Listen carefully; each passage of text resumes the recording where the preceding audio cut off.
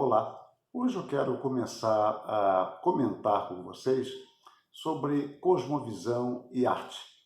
E eu começo com uma história do Heinrich Wolffing. Ele foi um filósofo, escritor, crítico de arte e um grande historiador da arte do século XX, considerado por alguns como o maior historiador da arte do século passado. Mas ele tem uma passagem muito curiosa no seu livro que eu aprecio.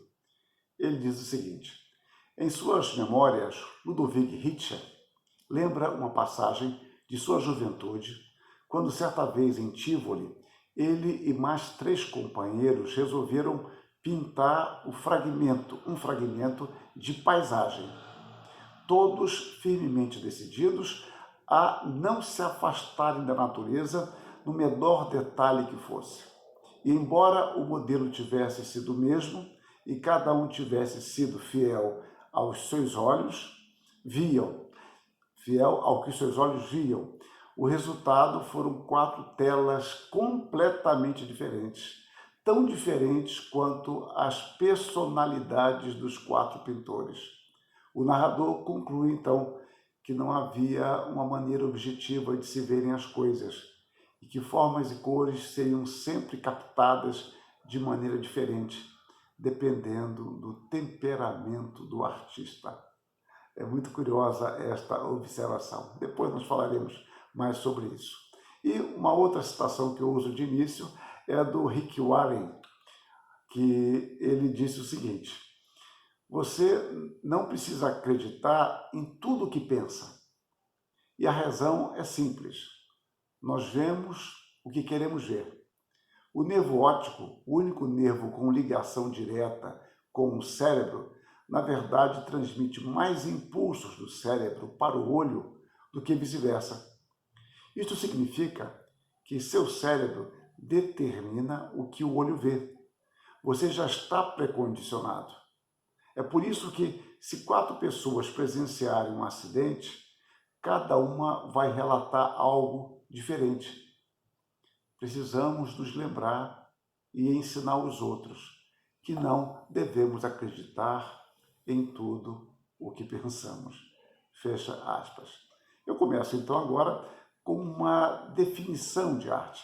A definição ela é sempre importante, porque a definição ela tem o propósito de nos fazer ver melhor aquilo sobre o qual estamos falando, porque definições diferentes nos dão perspectivas diferentes, nos dão aproximações diferentes e nos fazem enxergar a realidade a partir dessa definição de forma mais ou menos complexa. Então, uma definição tem como propósito delimitar o nosso assunto e mostrar também a forma como nós nos aproximamos dele, porque se relaciona com a forma como nós vemos.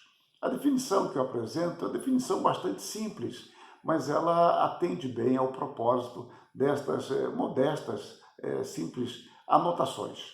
Então, nós definimos arte como uma expressão intelectual, consciente ou não, subjetiva e sensível de nossa cosmovisão. Por que subjetiva?